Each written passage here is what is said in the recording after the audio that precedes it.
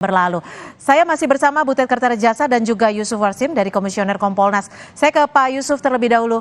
Pak Yusuf, ini kan tanda tangannya ternyata bukan hanya sekedar izin, tapi ada isi yang diminta untuk komitmen. Bagaimana menurut Anda? Terkait dengan permintaan itu, kalau tadi saya simak ya, artinya jauh sebelum hari H tanggal 1 Desember itu ya, kira-kira seperti itu ya.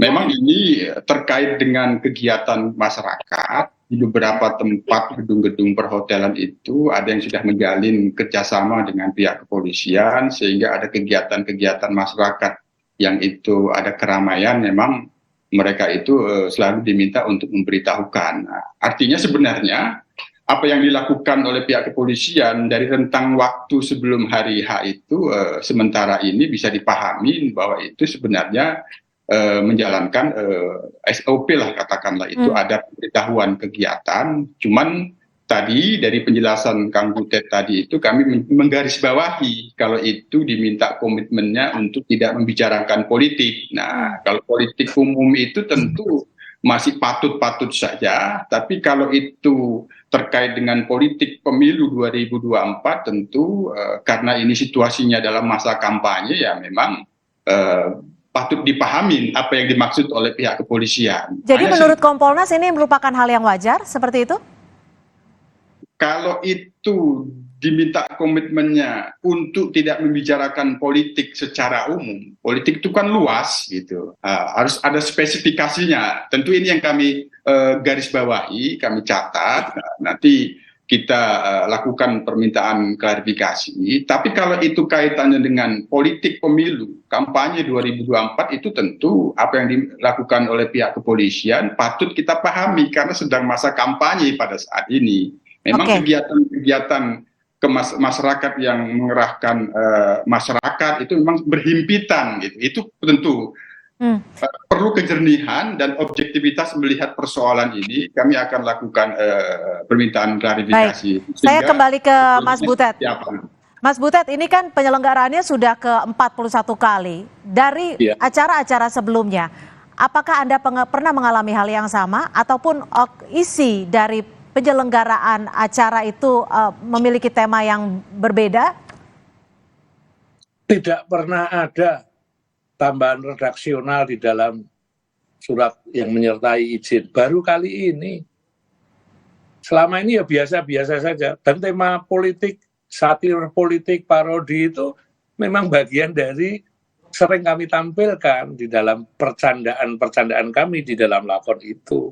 Baru kali ini ada tambahan redaksional itu bahwa saya harus berkomitmen tidak bicara politik. Ini loh yang aneh. Oke. Mas Butet, saat menandatangani itu merasa terpaksa tidak? Atau ada ancaman tidak jika tidak menandatangani akan mendapatkan hal tertentu atau tidak boleh dilangsungkan acara tersebut? Oh, saya enteng-enteng aja. Disuruh tanda tangan sebagai prosedur administrasi, saya tanda tangani. Kalau memang nanti misalnya di dalam pertunjukan itu saya terbukti misalnya bicara politik, lalu polisi mau nangkap atau membubarkan pertunjukan itu, ya biarlah itu menjadi fakta publik bahwa ada ketidakberesan di jagat demokrasi Indonesia. Saya main aja. Oke, Mas Butet, ini sekali lagi Anda menyebut ini pertama kalinya yang Anda alami. Anda merasa diintimidasi? Saya itu santai, Mbak. Udah imun sejak zaman Orde Baru diperlakukan begini, santai aja. Jadi Anda pernah mengalaminya saat itu di zaman Orde Baru dan kembali mengalaminya saat ini? Sering, kalau dulu bukan polisi, itu tentara dulu. Oke, Mas Butet, ini kan pihak kepolisian menyebut jika ada yang merasa diintimidasi, silahkan laporkan. Apakah Anda akan melakukan jalur itu? Kurang kerjaan, sia-sia untuk saya. Yang penting saya itu cuma menceritakan fakta publik. Faktanya seperti ini, lalu masyarakat yang menilai. Loh, kok ada fakta seperti itu? Itu aja. Oke, Pak Yusuf, Mas Butet menyebut bahwa penyelenggaraan, pementasan, berbau satir parodi budaya politik itu biasa dilakukan oleh budayawan. Jadi bagaimana Anda melihat ini? Apakah yang ditandatangani oleh Mas Butet ini suatu hal yang di luar kewajaran?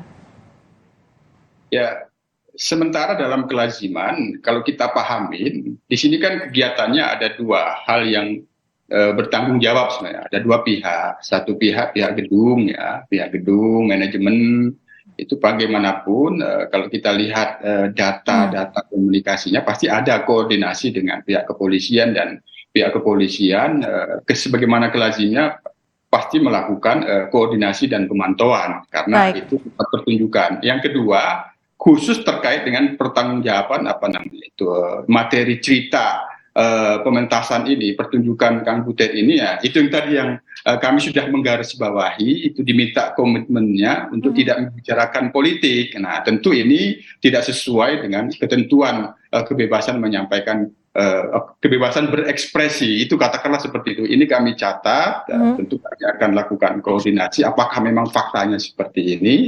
Yang ketiga, mudah-mudahan untuk selanjutnya nanti dari pihak Polri akan dapat bisa menjelaskan lebih objektif dan proporsional sebenarnya apa yang sedang dialami oleh Kang Butet ini. Itu nanti harap. Mas Butet, tadi ada cuplikan yang menyebutkan saat Anda menceritakan kepada para tamu bahwa diminta untuk menandatangani suatu komitmen, dan Anda juga sempat menyinggung soal selamat datang Orde Baru. Ada pesan khusus yang ingin Anda sampaikankah? Iya, ini satu pengulangan dari era masa lalu ketika kebebasan berekspresi dihambat. Saya itu justru ingin mengajukan satu pemikiran dalam politik perizinan. Pertama, kalau kesenian itu tampil di tempat seni, seperti Taman Ismail Marzuki, Taman Budaya, komunitas-komunitas seni, itu seharusnya tidak perlu izin. Cukup pemberitahuan saja. Kesenian yang harus minta izin kepada polisi adalah jika kesenian itu berpotensi mengganggu ketertiban umum. Disitulah polisi wajib berperan untuk mengantisipasi ketertiban umum, bukan pada aspek konten keseniannya. Kan kawan-kawan kita di kepolisian, di Akpol kan tidak diajarin mereview kesenian, menganalisa seni. Itu ada ahlinya tersendiri. Jadi kita berbagi tugas. Polisi tugasnya menjaga ketertiban umum, bukan mereview dan menilai produk seni. Apalagi mainnya di tempat seni, kayak Taman Ismail Marzuki. Itu kan sudah punya izin permanen. Cukup kami memberikan pemberitahuan saja. Itu ideal.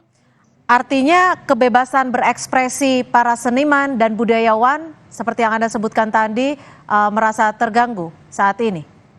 Ya, kalau harus menandatangani kontennya tidak boleh, saya harus punya komitmen tidak bicara politik, itu kan konten, produk seninya.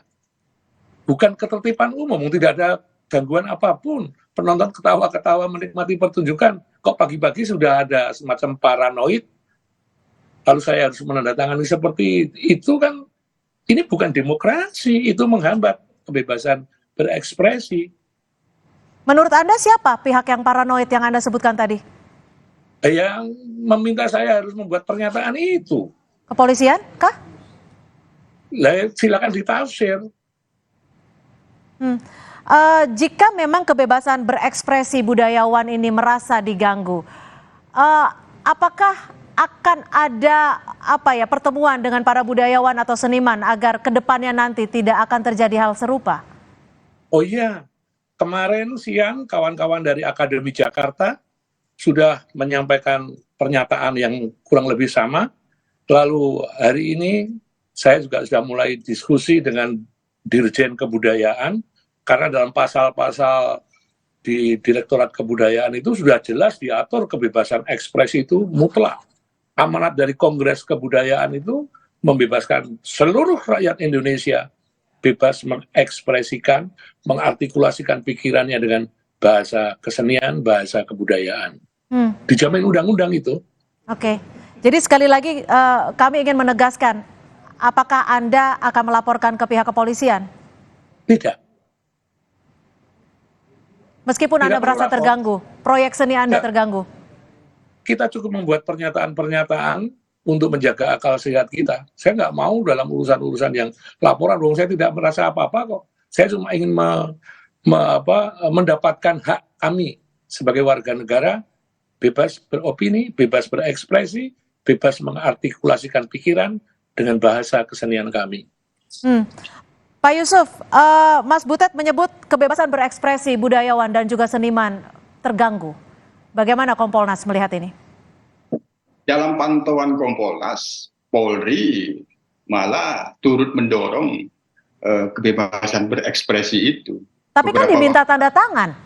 Beberapa waktu lalu kan ada lomba mural, ada lomba Oke, kita tidak bicara soal beberapa waktu lalu saat ini, tapi kita bicara di tanggal 1 Desember di Taman Ismail Marzuki. Apa yang disampaikan oleh Kang Butet itu, saya sudah memahaminya adalah pada saat ini itu bagian dari kebebasan beliau menyampaikan pendapatnya. Tadi yang bersangkutan tidak ingin membuat laporan, tapi kita sudah memahami apa yang dimaksud oleh Kang Butet, maka kami sudah mencatatnya. Kami akan telaah dan mengkoordinasikan dan mengklarifikasi kepada pihak Polri apakah ada persoalan komunikasi yang personil yang pada saat itu berkomunikasi dengan Kang Butet menjelaskan ketentuan yang ada itu seperti apa, apakah pemahamannya memang benar-benar tepat, ini yang tentu akan kami lakukan, Cynthia.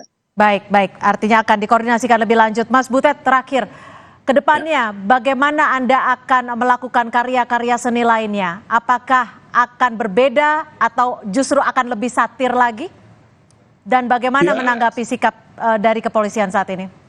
Ya tetap kami kalau memang ada jadwalnya, ada duitnya ya pentas lah. Pentas seperti biasanya. Saya merasa tidak akan mengubah saya dan teman-teman.